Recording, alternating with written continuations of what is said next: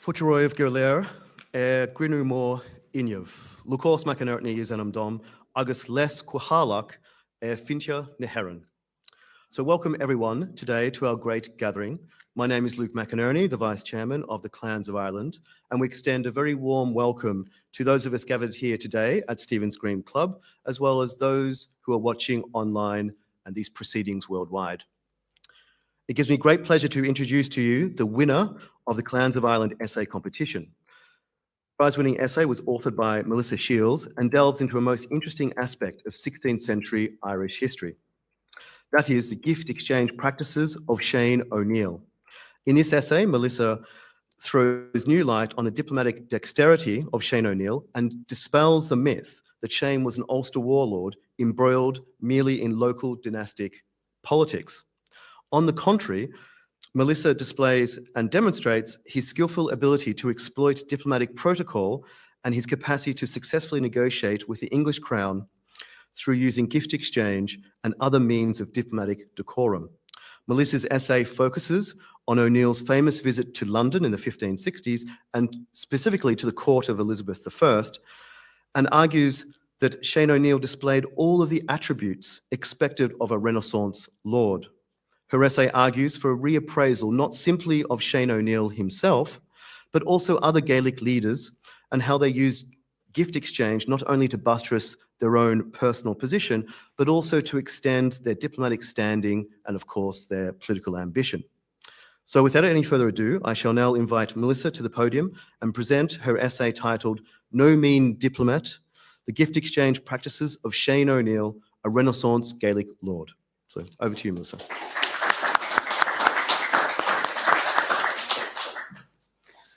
Although he is savage in his hair, Shane does not seem to me that he is savage in his brain. These words, written by the Spanish ambassador at the English court, reveal a contemporary account of Shane O'Neill as a political actor who was less barbaric and more politically agile than his detractors and enemies have hitherto allowed. Maligned in his own time and after his death by his foes, historians over the centuries have studied Shane O'Neill's political career through antagonistic and sympathetic lenses. But thus far, only one historian, D.B. Quinn, has made brief mention of O'Neill's attempt at diplomacy. As this presentation will show, Shane O'Neill had an extensively documented track record of diplomatic overtures, using gift exchange to bring his political goals to fruition. In the Renaissance, gift exchange was an essential part of diplomacy. In political spheres, gifts recognized and legitimized the honor of the participants and were laden with semiotic messages. Cross-cultural gift-giving was often prescriptive. Particular items were given to convey a subliminal message of cultural superiority of the donor with a directive to the recipient to conform with the donor's status quo. Prescriptive gift-giving often denoted an imbalance in parity of esteem. For the purposes of this paper, the other type of political gift-giving is hereafter called exemplary gift exchange, gifts that communicated solidarity between participants and which further upheld the status quo. An examination of Shane O'Neill's political gift exchange practices reveal the intra and cross-cultural fluency of not only O'Neill, but wider Gaelic lordship in the Renaissance. The first records of O'Neill's participation in political gift-giving were prescriptive exchanges, where O'Neill received the overtures from the Crown. After years of hostility, Lord Deputy Sussex negotiated with Shane all throughout 1561 for O'Neill to visit the court.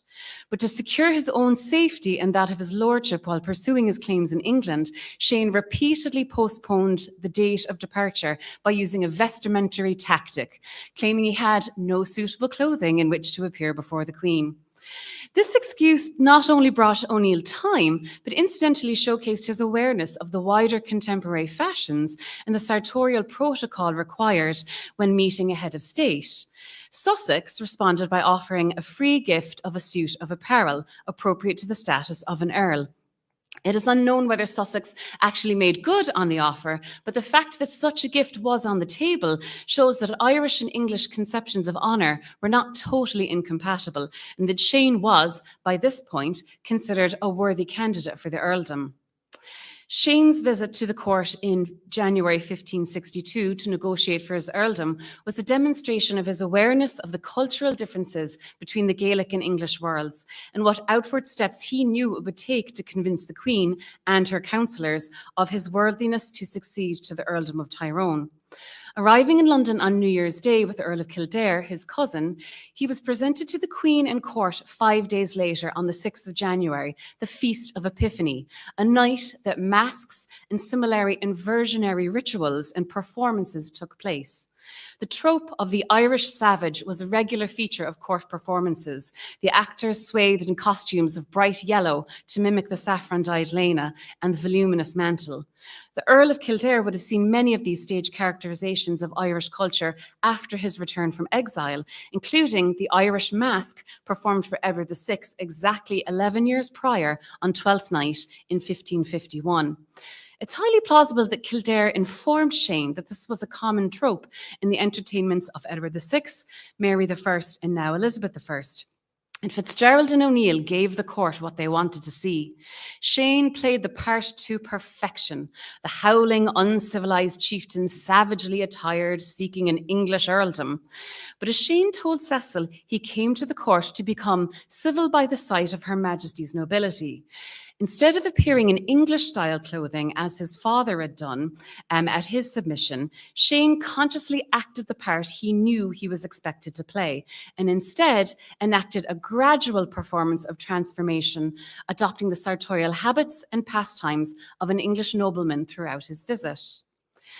Now, like any prominent courtier or diplomat, O'Neill recognised the importance of forging relationships with many prominent members of society, not just the monarch. He further strengthened those political and social connections through social engagements, attending and hosting feasts and tilting at the ring. His active engagement with high English society drew notice, and courtiers mocked his apparel and his appearance, which jeopardized negotiations. The Queen acted by gifting Shane brocaded cloth of gold garments from her father's wardrobe. This gift suggested Elizabeth may have initially had some faith in O'Neill's legal case or his adherence to English cultural norms, and was willing to validate his inclusion in the shared community of honour through a gift of kingly apparel. Shane, however, did not just utilise his time in London to make connections with the English members of the court. He also discussed his situation with the Spanish ambassador, Álvaro de Quadra, and celebrated Mass in his house. The ambassador was interrogated at length about their meetings after Shane's departure, but the gift that Elizabeth commissioned for O'Neill suggests that she knew of his political intrigues with Spain while he was at court. A month before his departure, she ordered a suit of apparel to be made for Shane, repurposed from one Spanish cape of carnation cloth of gold in her own wardrobe. This repurposing is interesting because the Great Wardrobe not only functioned to store the finished garment of the monarch, but was also a warehouse of uncut yardage to make future garments. Now, the Queen had vast quantities of cloth at her disposal with which to commission a new suit of apparel for Shane. Case in point, in 1573, when finally releasing the Earl of Desmond from the Tower, the Queen gifted him some 23 yards of this yardage, a gift to spur him towards conformity. Further analysis of the Queen's gifts of apparel reveals that at no other time did she order an existing garment of hers to be refashioned into a male garment. Elizabeth gave cloaks to 3 other male courtiers, but crucially, she gave them unaltered. Gifts of apparel that were altered from one type of garment to another were given only to the female children of her ladies-in-waiting. In existing records, this gift is an anomaly, a somewhat androgynous garment that passed from a female owner and made into a male garment. Making a suit of apparel from an existing garment must have been a great deal of more work for the tailor. But the Queen was sending a message. To utilise a sewing phrase, the Queen cut her cloth according to the measures she had taken of Shane and the people he associated with while in London. Transforming a cape into a garment played on both the mythic associations of the Irish mantle to represent the Irish body, as well as the links between Ireland and Spain. This gift semiotically suggested that Irish loyalty was as mutable to either Spanish or English crown as the remaking of a garment. Though neither Shane nor the Crown achieved their objectives with this visit, O'Neill played the honest subject upon his return to Ulster. He also set about making alliances with former enemies, including Sorley Boy MacDonald. To cement their fosterage agreement, Sorley Boy gifted Shane the commodities that were most valued in Gaelic society, namely cattle and horse equipment. This exchange typifies the clear delineation between what was most prized in Gaelic culture in comparison with the gifts that were most sought after between English political actors. The wider Gaelic world reckoned wealth and status in portable cattle, and one mark of true lordship was the ability to equip men as soldiers. These gifts were their own culturally specific status markers, highlighting the practical and militaristic bent of Gaelic lordship. However, when Shane and other Gaelic Irish lords negotiated with the Crown or its agents, they displayed the cultural sensitivity required to code switch, shifting between languages to suit a particular situation. Instead, gifting English political actors with the commodities most sought after in English high society, Irish hunting animals. Shane O'Neill demonstrated his code-switching fluency through exemplary gift exchange. So upon his return to Ireland, he set about petitioning Sussex for a licence to send gifts of horses and hawks to the political actors most likely to further his suits with the Queen, William Cecil and Robert Dudley. O'Neill sent Dudley 2 horse, 2 hawks, and 2 greyhounds. To Cecil, he sent a horse. With both men, he promised them, "A better token in anything that is within my country you may command as your own, if they would be bold in pressing his suits before the Queen," i.e. the restitution of his property that he was assured would be unharmed, thousands of kine and other goods taken from his people while he was on his state visit. By correctly identifying and sending gifts to the heads of 2 competing factions, Shane was not dissimilar to Cecil in playing both sides to achieve his political objectives. Particular ferocity, while Irish horses or hobbies were desired for their sure-footedness and speed. Crown agents, Anglo-Irish merchants and magnates, and Gaelic lords gifted Irish birds, hobbies, and dogs in great quantity every year to the English Crown and to other European monarchs. Such gifts leveraged the symbolic associations attached to Irish hunting animals to communicate the cultural sophistication of the donors while advancing international negotiations. O'Neill's giving of these particular gifts underscores his understanding of the cross-cultural significance attached to exotic goods in the wider Renaissance community of honour, along with being the items most valued by Crown agents as emblems of their colonial mastery over Ireland and its resources. The prestations were part of an ongoing dialogue, Shane's intention being to advance the political relationships that were central to procuring favour under the patronage system. These gifts may have inclined either recipient to move the Queen in O'Neill's favour, had not Sussex interrupted the conversation and prevented the gifts from reaching their targets. Shane's reassertion of control over smaller Ulster lords after his return from court led the government to believe he had no intention of holding up his end of the bargain. But his military successes at Drumcree wrung a treaty from the Crown that was much more favourable to O'Neill's interests. Under these terms, Shane had cause to hope that he would receive the validation and recognition of his legitimacy to the earldom as the political actor of most esteem in the province. With the mediation of members of the ascendant Dudley faction, Shane waited for the finalisation of the agreement struck with the Crown. A year of waiting for a parliament to be called or for his would-be assassin to be punished prompted Shane to action. But that action was not the expected fire and sword scourges of the weaker Ulster lords, nor attacking the garrison at Armagh. Instead, O'Neill continued to utilise his factional connections at court and sought advice from Dudley as to what action he could perform that would lead to the ratification of the treaty.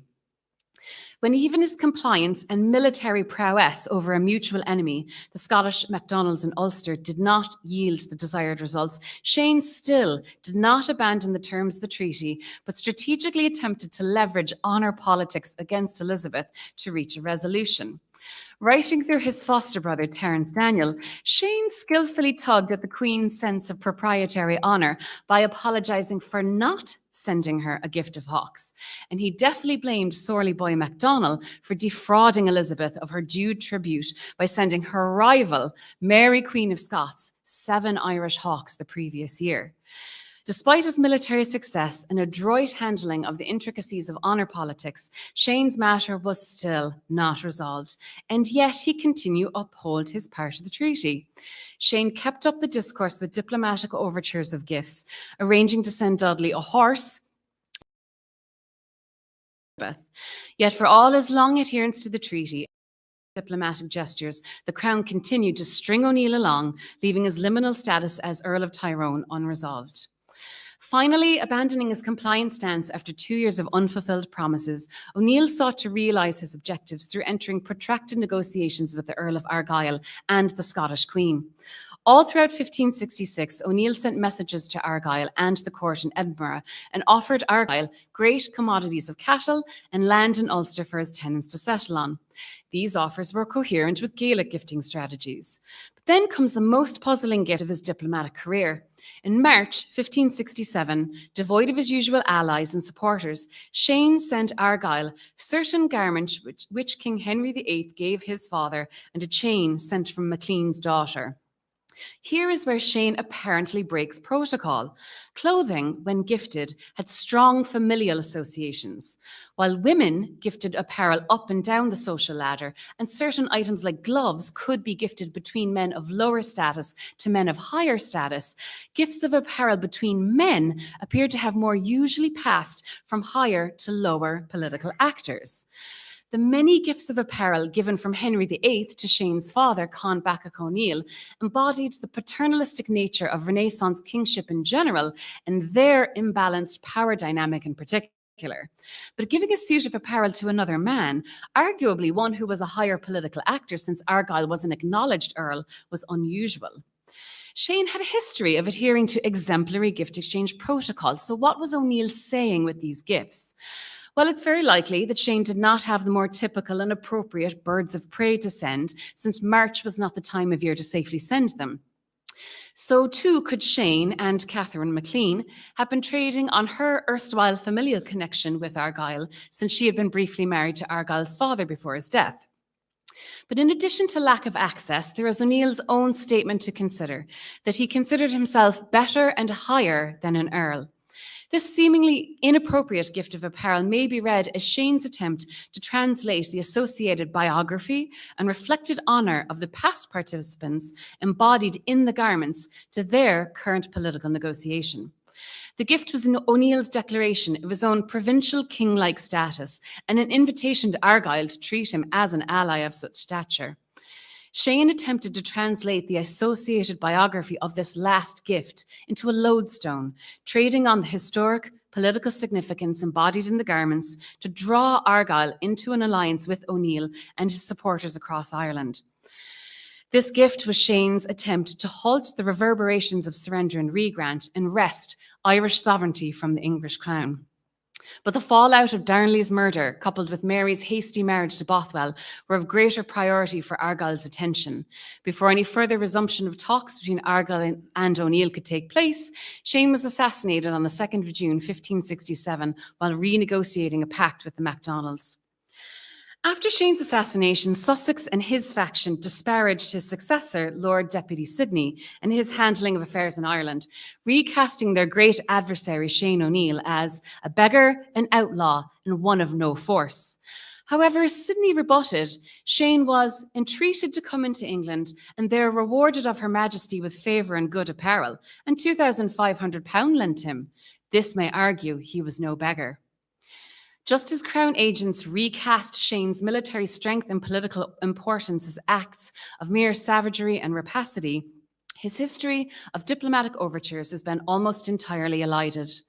It is through examining the cultural modes and material culture of Shane O'Neill that he emerges more fully clothed, not simply as a barbarous Irish chieftain in an unfashionable lena and mantle, but as an astute political actor consciously operating on a geopolitical scale. Reading his inter and cross-cultural gift exchanges, O'Neill exhibited more of the cultural nows of a Renaissance prince than he's normally given credit for. The semiotic messages encoded in the gifts he sent revealed that he was a Gaelic lord who was grounded in his own culture, but equally practiced in cross-cultural code switching to achieve his political ends. The O'Neill clan were well versed in gift exchange dialogue. Con Bacach, Shane, Turlochlina, and Hugh O'Neill variously conversed through objects with the crown, Anglo-Irish and Scottish magnates, and other Gaelic clans throughout their careers in a bid to remain the dominant power in Ulster. The gift-giving record of other Gaelic Irish clans is less well documented than that of the O'Neills, but is equally rich. What the study of Shane O'Neill shows is that the practice of diplomatic gift exchange was a language widely understood and used in Ireland as much as in any other Renaissance society.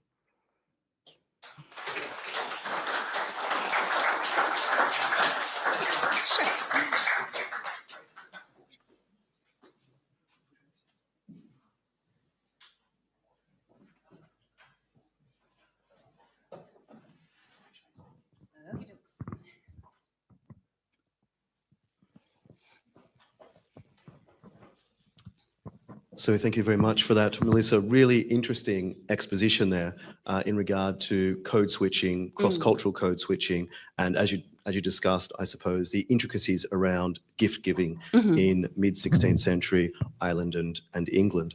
So for this fairly brief fireside chat, I might start by posing a question, if I may, and then after that we might be able to take one question or two from the floor here. But what evidence do we have of, I suppose, in general, the diplomatic activity of Irish Gaelic lords when we examine their diplomatic activity in terms of building alliances with other families, both in Ireland, but also with the Scottish court and with Scottish lords, particularly on the Western Isles?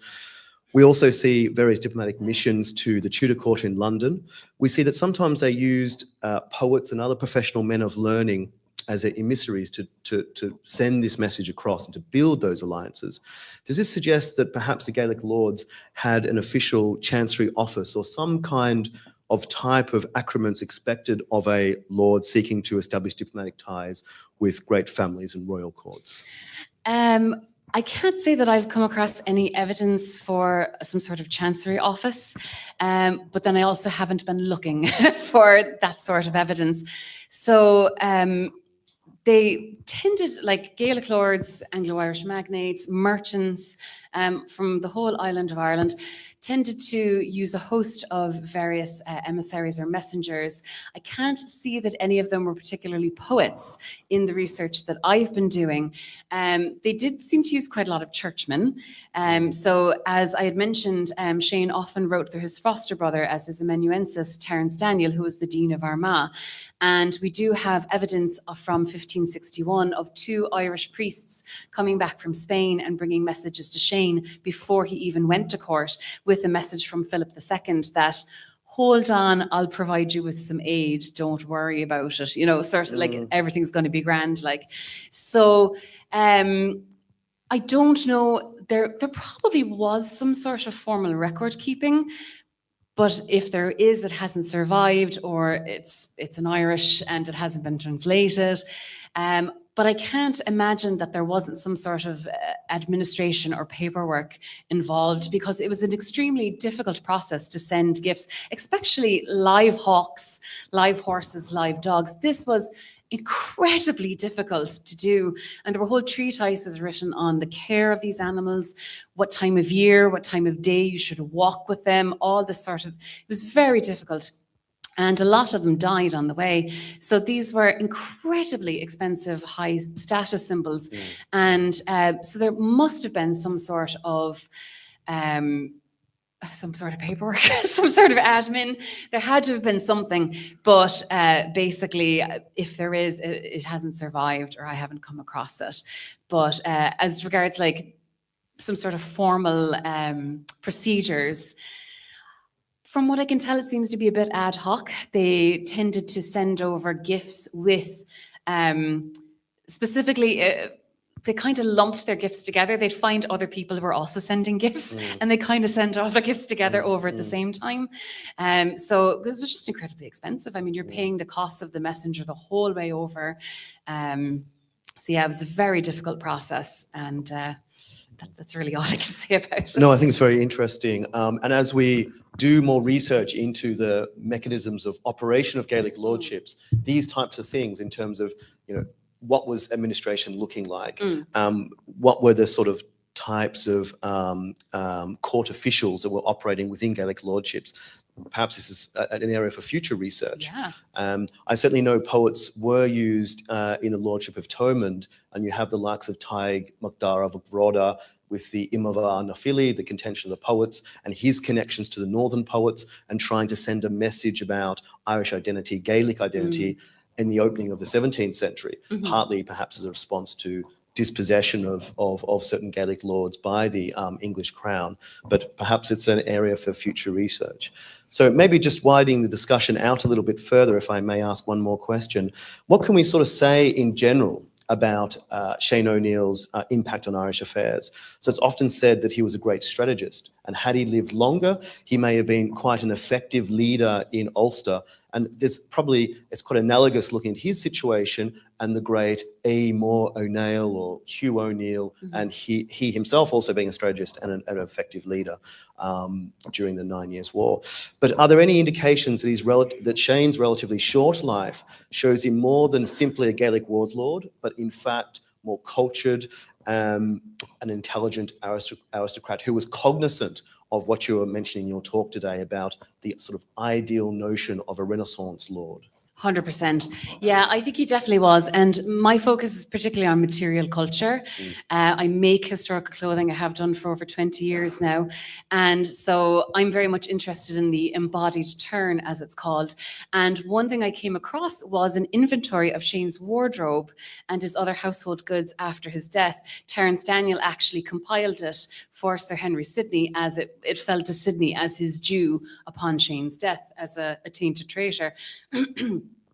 He had an extensive wardrobe, and every single item on there, probably 20, 30 pieces, which is a huge wardrobe in 16th century standards. Every single item of it was of pan-European fashions. He had several garments specifically noted as Spanish. He had a Dutch garment. He had the garment that the Queen commissioned for him still in 1562. He had several cloth of gold garments, probably the ones that were given to him by the Queen that belonged to Henry. He had his father's parliament robes. He had miniatures, the small paintings, gold chains in abundance, all sorts of things. He had silver spoons and salts. He had quite an array of the latest in 16th century elite material culture.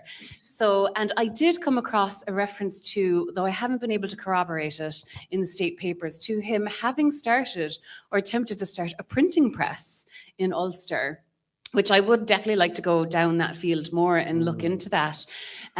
So I think he was very much culturally aware of the cultural mores, the shifting winds of the Renaissance, what was considered ideal lordship in terms of how to reflect both sartorially and through items, the symbolism and of lordship, of kingship, basically.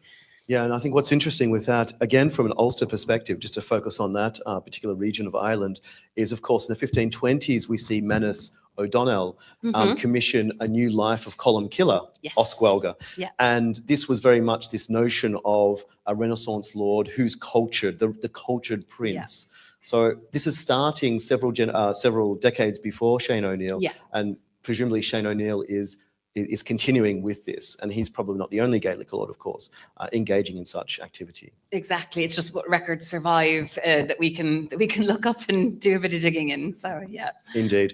We might have time for one quick question, perhaps from the floor. So if anybody would like to ask one, Shane, please.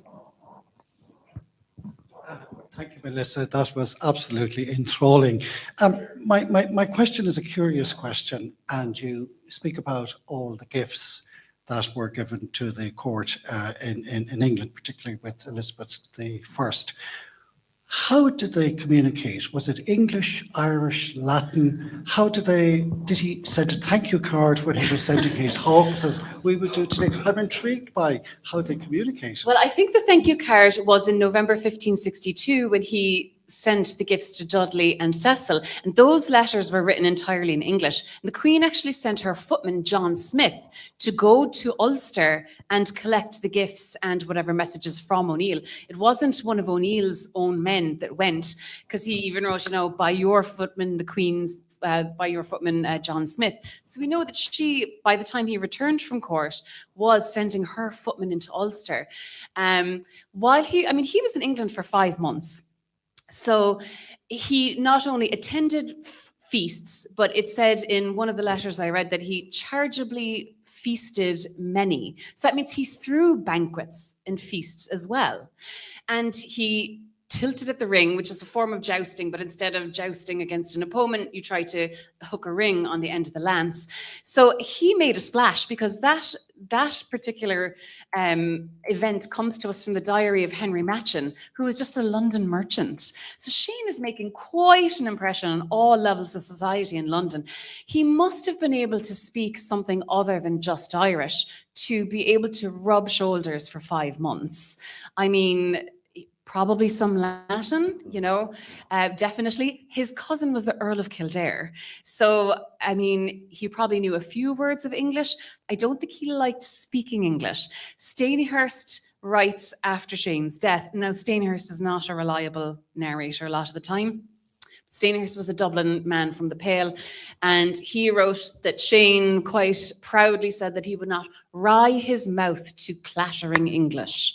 So I don't think he liked speaking it necessarily, or at least he wouldn't do it to give anybody the soot. But I think he probably could speak a few words, and possibly Latin as well, to be able to hang out for 5 months in London. So. Thank you. Thank you very much. I think due to time, we might have to wrap it up there. I invite Garrod to present the Dalgash Trophy for the essay prize winning.